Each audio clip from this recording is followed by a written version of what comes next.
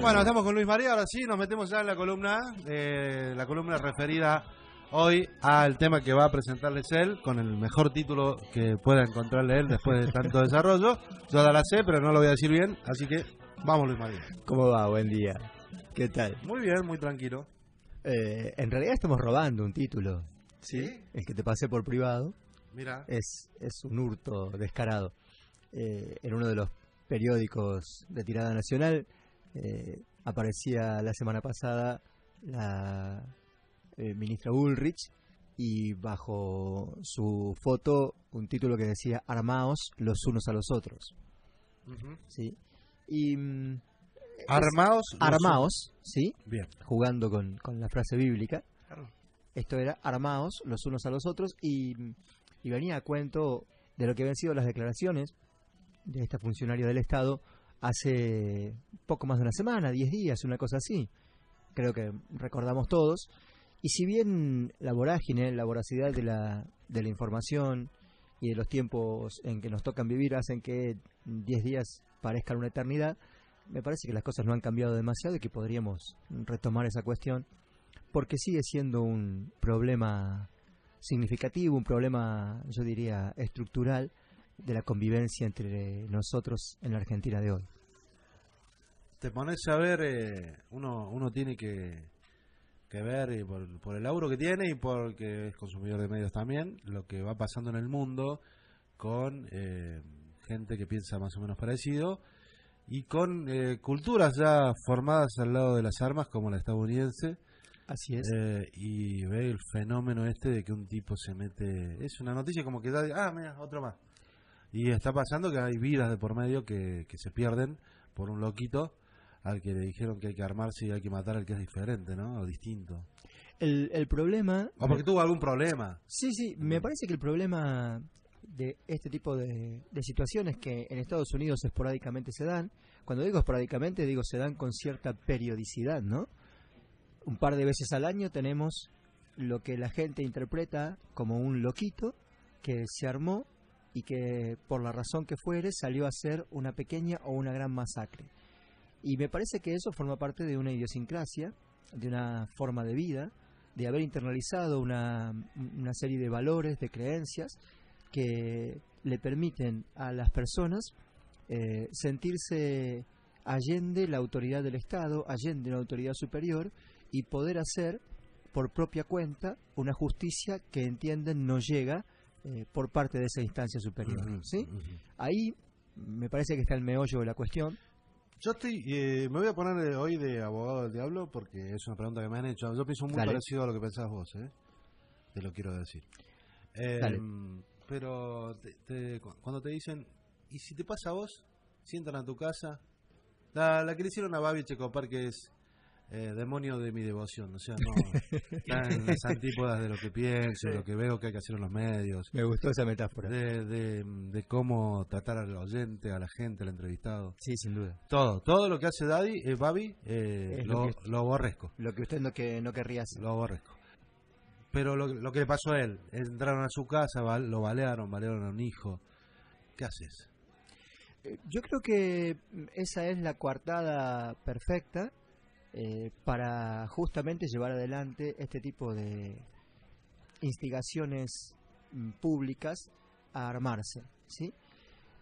Mira, para tratar este tema charlábamos con Sol, que hoy no puede estar y que esperemos que todo esté bien. Decíamos, estaría bueno volver a Thomas Hobbes, el filósofo que en algún momento supo escribir ese magnífico libro que se llama El Leviatán, y que tiene que ver con las funciones, la institución, la instauración de una instancia superior reguladora de la vida de las personas, que es el Estado. El Leviatán es un monstruo mítico, milenario, de 2 cabezas. Esa era la forma en la cual Hobbes concebía al Estado, porque por un lado otorgaba unos determinados derechos y una determinada protección, y por otro lado se arrogaba una determinada autoridad que iba en detrimento de lo que para nosotros es la libertad, de lo que los modernos entendemos por libertad. Y Hobbes además de tener aquella famosa frase que dice que el hombre es el lobo del hombre, y que desarrolla con magnífica precisión en el Leviatán, también desarrolla una teoría antropológica en ese mismo libro. Y por las circunstancias históricas que le tocan vivir, hay que recordar que Hobbes vive en medio de la Guerra Civil Británica y que en ese contexto es aborrecido por los antimonárquicos porque lo consideran un promonárquico, y aborrecido por los monárquicos porque lo consideran lo contrario. Es un tipo que le toca vivir en esas circunstancias, que en algún momento tiene que exiliarse en Francia y luego va a volver a Inglaterra. Volviendo a la pregunta que hacías, y para no creer que me estoy dispersando o que la estoy eludiendo, hay circunstancias específicas que tienen que ver con la disolución del lazo social, con la disolución de la confianza. Y Hobbes decía al respecto algo que me pareció decisivo, y que los hombres somos iguales por naturaleza, ¿sí? Y eso es lo que genera entre nosotros la desconfianza. Genera la competencia también y genera algún otro tipo de cosas, pero entre las cosas que genera es la desconfianza entre unos y otros, porque si ninguno de nosotros está dispuesto a concederle a una autoridad superior la posibilidad de que regule la vida en común, entonces cada uno de nosotros, por cuenta propia y en función de sus talentos, ¿sí?, va a hacer lo que pueda para obtener la mayor cantidad de bienes o para satisfacer sus deseos. Esa es la cuestión clave. Cuando la desconfianza se ha instaurado en la sociedad, cuando la desconfianza se ha instaurado entre nosotros, en el otro distinto. Así es, lo hablábamos hace un tiempo atrás, ¿no? Ayer me pasó algo, lo voy a contar, aunque hoy me han tratado de autorreferencial, pero uno viene acá a tratar temas que también vive. Y eso pensaba, digo, la vida pasa por uno también, por ¿no? uno, bueno, y no es que me pasó lo del perrito, que le contaba lo de... ¿Cómo era? No, estoy trabajando un tema para el diario que tiene que ver con los barrios cerrados o los countries. No voy a contar el detalle porque me la van a robar a la nota, porque no quise. Estoy trabajándolo hace unos días, ayer y antes de ayer estuve con reuniones, preguntando y qué sé yo. Y ayer justamente, mirá la casualidad de la vida, me siento a tomar un café con un par de amigos en una zona de country de Córdoba. En un bar, en un drugstore ahí cerquita de Valle Escondido, por ahí. Reunión de comisión vecinal al lado nuestro. Entonces yo tenía un oído, como Angelelli era. Sí. Un oído a la mesa del lado y un oído a la mesa mía, que estaba muy compenetrada en sus celulares, así que me vino al pelo. Así que no hubo ningún problema para oír la conversación de la mesa del lado. Pero la preocupación, que hasta es entendible, la preocupación por la seguridad de esa gente que se fue a vivir a esos lugares justamente buscando no contacto. Así es. Contacto con pares, pero no contacto con el que puede generar ese miedo, el distinto. Con el otro o el pobre. abyecto. O el pobre, porque a veces hay una cuestión con el pobre, directamente, con el pobre. Hablaba una de las personas que logré escuchar eso bien claramente, de la necesidad de que se investigara y que los guardias de seguridad de esos countries tuvieran que presentar todos y que estuvieran a la vista y bien marcados sus antecedentes penales, sus trabajos anteriores. O sea, ya le tienen miedo a sus propios guardias. Es un miedo que pervive y que se desparrama en esa clase, que si bajas también está en los que vivimos al campo abierto, digamos, como cualquiera de nosotros, como cualquier hijo de vecino, como cualquiera de clase normal. No quiero hablar de clase pero hay una cuestión que tiene que ver con esto del miedo, el miedo que se instaura también a partir de un noticiero del mediodía que emana hacia todo el país y que te habla de Gran Buenos Aires. Y vos te comes que estás en la esquina de tu casa, pero en realidad eso pasó a miles de kilómetros en un contexto social complejo y complicado como es el de Buenos Aires. Así es. Y el Gran Buenos Aires, por su conformación, por sus injusticias. Por la desigual distribución de la riqueza, por incluso. eso. Y bueno, eso. ¿Cómo haces? ¿Qué se hace con ese miedo que es natural y es entendible también? Me parece. Hay dos cuestiones ahí. Por un lado, la contribución que hacen muchos medios masivos de comunicación a la paranoia social. ¿sí? Eso que vos describías recién, ese miedo al otro permanente, que está agitado todo el tiempo por los medios masivos y que nos hacen creer que en realidad aquel que está enfrente nuestro, que está al lado nuestro, no es otra cosa que un potencial enemigo, que alguien de quien debemos desconfiar, y en esto volvemos a Hobbes. ¿Sí? Eso contribuye a que cada uno de nosotros tengamos la sensación de que estamos permanentemente en peligro y entonces desconfiamos hasta de nuestra propia sombra.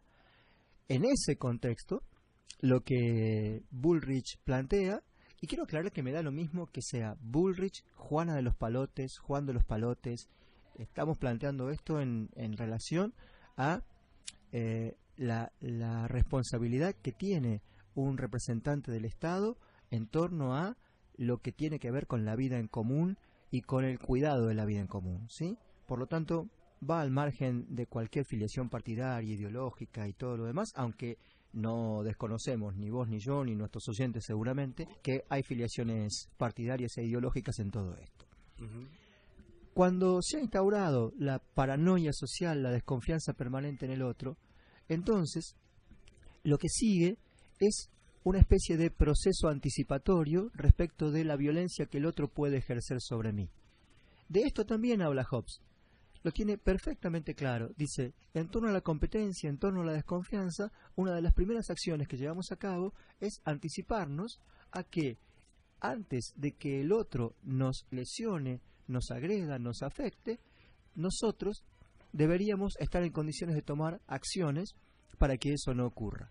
En ese contexto es absolutamente entendible, cuando ha sido fogoneada la paranoia social de la violencia, de que la gente crea que lo más lógico es armarse, cuando en realidad lo más lógico es confiar en que el que tenemos cerca y en que el Estado, que tiene una función decisiva en esto de perseverar, de cumplir su función en lo que tiene que ver con la consecución del bien común, cumpla esas funciones. No puede haber lazo social, no puede haber vida en comunidad sin esta instancia superior que esté en condiciones de generar lo necesario, de garantizar aquellas formas posibles de vida en común. Muy interesante, Luis. Tengo una canción para esto y después hacemos un cierre. Que te voy a leer una noticia que acabo de ver en Perfil. Mira, la noticia que te quería leer. Dale, a ver. A pesar de que aún no se sumió, algunos brasileños ya empiezan a festejar la promesa de mano dura del presidente electo. Un policía mató, esta es la noticia, un policía mató a un ladrón y lo aplaudieron al grito de viva Bolsonaro. Wow. A pesar de que el presidente electo aún no asumió, estoy leyendo Perfil, en Brasil ya empiezan a sentir sus promesas. La policía interceptó a 2 delincuentes armados que habían cometido un robo y fueron abatidos por disparos de las fuerzas de seguridad. Uno de los ladrones murió. La gente que presenció la escena se acercó a con los delincuentes ya reducidos para filmar el momento en los que cargaban a los hombres en la camioneta policial.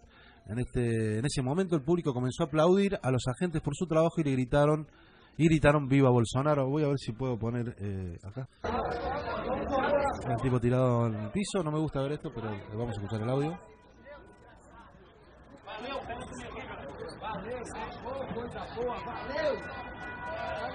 Valeu!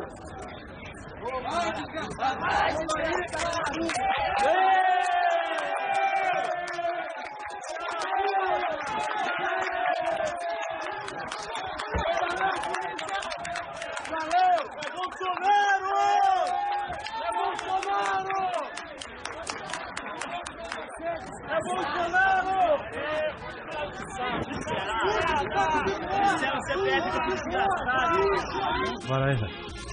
Tremendo, ¿no? Impresionante, ¿no? Inmirable el video,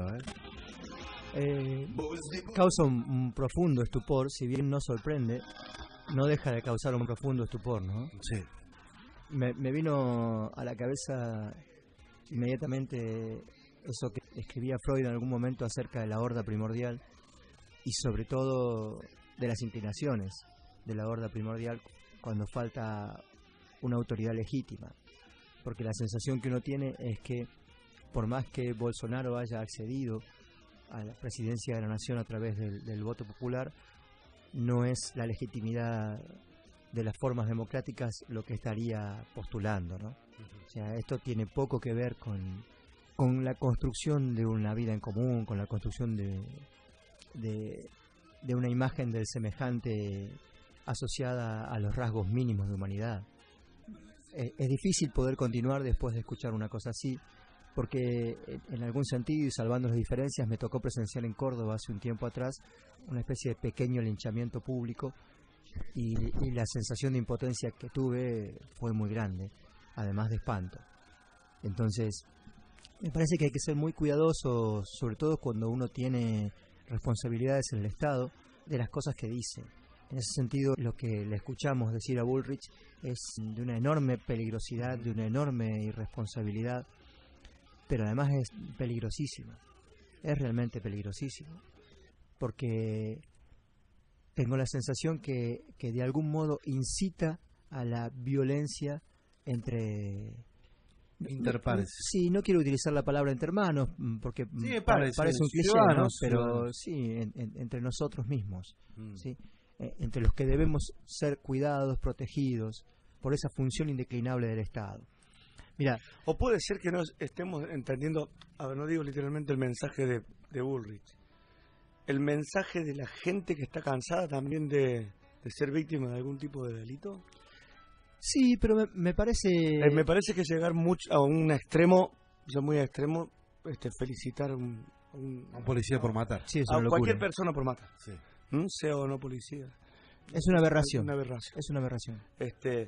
Pero también es una clara señal de que está la gente también un poco cansada de... No, eso es lo que todo planteamos al comienzo. Sí, o sea, no, claro. una cosa no quita la otra. Claro, Eso está fuera de discusión, pero Claro. me parece que tiene que ver con lo que muy bien ilustra el tema musical, el último que pusiste. Sí, cartonero. Sí, y que está asociado con la desigual distribución social de la riqueza, que eso es una cuestión política, Claro. ¿sí? Sí. Y que en eso hay funciones del Estado que son relevantes. ¿Sí? La Hay cuestión funciones que son del relevantes. el incremento de pobreza lleva al delito. Yo creo que hay una relación directa entre una cosa y otra, sin ninguna duda. Ujú. Sí, no sé, alguien podrá discutir esto seguramente, pero a mí me parece que hay una relación directa entre incremento de la pobreza, O sea la que hay, precariedad. digamos, una necesidad, digamos, de alguna forma. Seguramente alguien me va a saltar al cuello si yo llego a decir que en relación a la necesidad después surge el delito. El delito. Lo que yo creo que las causas por las cuales el delito emerge, sin ninguna duda, pueden ser múltiples y complejas. Sí. Ahora, puedo comprender a aquella persona, y con Fernando lo hablábamos alguna vez hace mucho tiempo cuando empezábamos estas columnas, puedo comprender a aquellas personas que en situación de precariedad extrema, habiendo hecho todos los esfuerzos posibles por No les queda por otra. ganarse el pan Ujú. dentro de los márgenes legítimos, se encuentran en una situación desesperante. Ujú. Conocí un caso que escuché por radio, Ujú. pero contado en primera persona por una víctima hace un tiempo atrás, de que un hombre se le acercó a esta mujer que contaba y terminando le dijo: le estaba por asaltar pero no me animo. Mira. La estaba por asaltar pero no Pero me no me animo. animo. Pero es tanta la necesidad que tengo, que no tengo trabajo, que me he quedado sin trabajo, no tengo que llevarle a mis hijos, y la estaba por asaltar. Discúlpeme, señora, o algo así parecido. Y bueno, después lo vieron a través del emisor, le llovieron un montón de... Hay un gesto de profunda desesperación, Sí. de profunda impotencia en eso, ¿no? Porque en realidad también me parece que los medios masivos de comunicación, en esto de permanentemente generar la idea de que el otro que es malo, que es abyecto, que es el que nos va a agredir, está ahí, esperándonos a la salida de nuestra casa, y que parece que esta maldad es una cuestión asociada directamente a la naturaleza. ¿Sí? Que hay naturalezas buenas y naturalezas malas, y que todos aquellos que naturalmente son malos, que nacieron malos, no tienen derecho a vivir. Hay algo de eso, tal vez, en esto que acaba de leer Fernando, de la noticia en Brasil, Sí. y en la celebración Ujú. de la muerte de un malo. Sí, ¿qué es más malo? ¿Pero qué es más malo? ¿Celebrar una muerte? Porque a mí me surge otra pregunta. No, bueno, No sé si me explico. no, O absolutamente. sea, estamos hablando en este caso de dos naturalezas malas. No, yo creo que celebrar una muerte es aberrante. Claro. Celebrar una muerte es aberrante. Y es un gesto cuasi fascista, en el sentido de solo se celebra la muerte de aquel que uno cree que no tiene derecho a la existencia. Claro. y en la lógica fundamental del fascismo eso era lo que estaba en juego. O sea, se podía matar porque se había reducido al otro a la condición de inhumanidad, o si querés, a la condición de animalidad, a la condición de desecho. En ese sentido me parece que se celebra la muerte de esta persona porque se lo ha reducido a la condición de desecho. Y eso está inscripto profundamente en una lógica que podrá gustarle o no a la gente, pero tiene que ver con la de las formas de reproducción del capital en esta fase de globalización neoliberal que nos toca vivir. Echar una cosa por fuera de la otra. Neofascismo. Y de neofascismo, Claro, sí, por supuesto. Por Totalmente. supuesto, esto que acabas de pasar me parece que va por ahí. Mira, si querés, para ir cerrando y retomando a Hobbes, dice, la naturaleza de la guerra, civil me permito agregar, consiste no ya en una lucha esporádica, sino en la disposición manifiesta a ella durante todo el tiempo en el que no haya seguridad de lo contrario. Lo contrario es la paz. Entonces, mientras nosotros no tengamos seguridad de que la paz puede ser posible, de que la paz entre nosotros es una cuestión que tiene que ver con nosotros, con nuestras disposiciones, con nuestras responsabilidades, tanto nuestras como ciudadanos como la del Estado, mientras nosotros no creamos eso, el estado de guerra va a ser la constante. Entonces vamos a sentir inseguridad y vamos a ver enemigos por todas partes.